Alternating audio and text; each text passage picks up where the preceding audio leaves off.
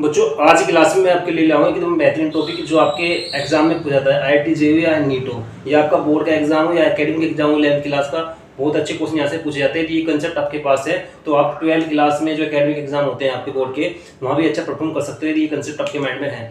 तो सबसे पहले चैप्टर का नाम क्या है वो बता दूं मैं, यूनिट्स एंड मेजरमेंट। आप सब जानते हो कि 7 फंडामेंटल क्वांटिटी होती है और जो इनसे बनती है वे ड्राइव क्वांटिटी होती है। ठीक है, वो हमारा टॉपिक नहीं है। हमारा टॉपिक है यहाँ पे एरर। क्या टॉपिक है? एरर। तो एरर के लिए सबसे पहले क्या करना होगा आपको, आपको समझ लीजिए द ट्रू वैल्यू क्या होना चाहिए। द ट्रू वैल्यू आपके पास क्या होती है, इफ आप जब प्रैक्टिकल करते हो ना, आपके पास रीडिंग क्या आती है, A1 A2 A3 are observe value of a quantity then it true value. किस प्रकार से आप करोगे, जो ए बार होता है मतलब इसका एवरेज जो होता है, क्या होता है इसका average, A1 plus A2 plus A3 plus dot dot AN। क्या करते हैं, जितने नंबर ऑफ डाटा आपके पास होता है उससे डिवाइड कर देते हैं। इसको समेशन की फॉर्म में ये लिख देंगे, ये आपके माइंड में होना चाहिए। लिखने के बाद जो इसका एवरेज निकालते हो आप, ये इसका क्या होता है, ए बार ट्रू वैल्यू कहलाता है। अब बात आती है आपके यहाँ पे एब्सोल्यूट एरर। एब्सोल्यूट एरर क्या होता है, जनरली ये होता है कि आपका true value minus observe value. Observe value जो ये था और ट्रू वैल्यू जो आपका ए बार आया है, मतलब इनका एवरेज आया है, तो इनका डिफरेंस जब करोगे डेल ए आई। ए आई क्यों लिख रहा हूँ, ए आई हम रिप्रेजेंट करेगा 1 2 3 AN तक। ठीक है, तो इस तरह से आप निकाल सकते हो। तो इसके बाद आता है थर्ड पॉइंट आपका मीन एब्सोल्यूट एरर। तो बच्चा मीन एब्सोल्यूट एरर क्या होता है वो मैं आपको बता दूं। ये होता है डेल ए बार। जो आपके पास एब्सोल्यूट एरर आया है, उनका कितने डाटा है, n डाटा है, तो n तक ही आपका एब्सोल्यूट एरर आएगा। इन सबके एब्सोल्यूट एरर को सम करके n से डिवाइड कर देना, क्योंकि आपके पास n डाटा है। तो इस तरह आपको निकल जाएगा डेल ए बार। ठीक है, तो जनरली आपको यहाँ पे कंसेप्ट पूछना है कि रिलेटिव एरर क्या होता है। रिलेटिव एरर होता है आपका mean absolute error upon del A bar upon A bar. A bar क्या आता है यहाँ पे आपका ट्रू वैल्यू, और यहाँ पे जो डेल ए था ये था आपका मीन एब्सोल्यूट एरर।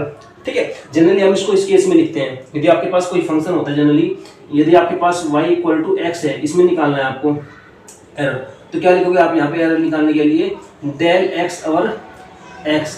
जनरली ये डिनोट करेगा किसको, ये डिनोट करेगा बाबू आपका इस टर्म को ही।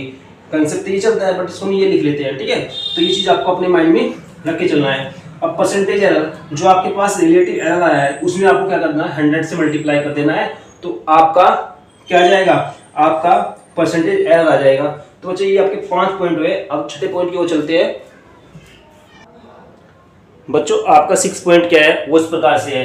ये होता है error in compound quantity. Compound quantity मतलब होता है कि यदि कोई क्वांटिटी आपके पास है वो 2 या 2 से अधिक क्वांटिटी डिपेंड करे तो कंपाउंड क्वांटिटी को कह सकते हो। तो इसके एरर को समझने से पहले मैं आपको कुछ पॉइंट बताना हूँ जो आपके लिए इंपोर्टेंट होने वाले हैं। फर्स्ट पॉइंट आपके लिए है, if plus minus del X and plus minus del Y be the absolute error in X and Y. किसमें होता है, एक्स एंड वाई में। प्लस माइनस यहाँ पे शो करता है, प्लस शो करता है पॉजिटिव एरर को और माइनस शो करता है नेगेटिव एरर को। इसका बहुत अच्छा कंसेप्ट है, इसका आप कंसेप्ट सीख सकते हो वर्नियर कैलिपर्स और इसको जो इंस्ट्रूमेंट होते हैं ना उनकी सहायता से सीख सकते हो। ठीक है, तो अभी हम चलते हैं अपने पॉइंट की ओर। एंड इफ यदि आपके पास जेड क्या हो, X plus Y, then maximum possible error in Z. Maximum possible error means यहाँ पे बीच में प्लस आना है। तो क्या करना है, जो आपके पास ये क्वांटिटी है इनको इनसे पहले प्लस माइनस लिख लेना है और del X plus del Y कर देना है।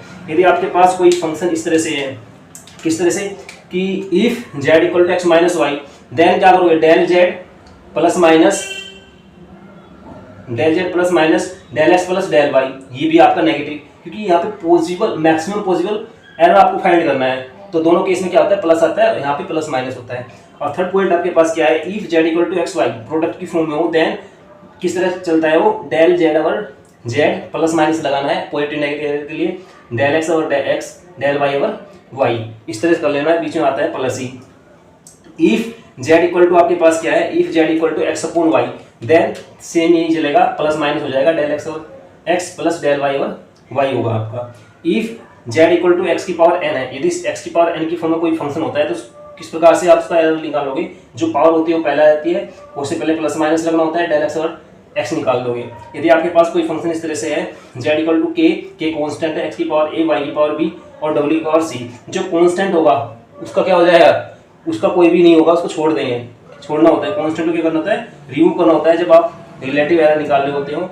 डेल एक्स डेल जेड और जेड प्लस माइनस ए डेल एक्स और एक्स प्लस बी, पावर कितना है इसका, बी, ए का पावर एक्स का पावर ए था इसलिए यहाँ पे ए आया, और बी डेल वाई और वाई, और यहाँ पे पावर किसका डब्ल्यू कितना पावर है सी, तो यहाँ पे कितना आएगा C into del W over W.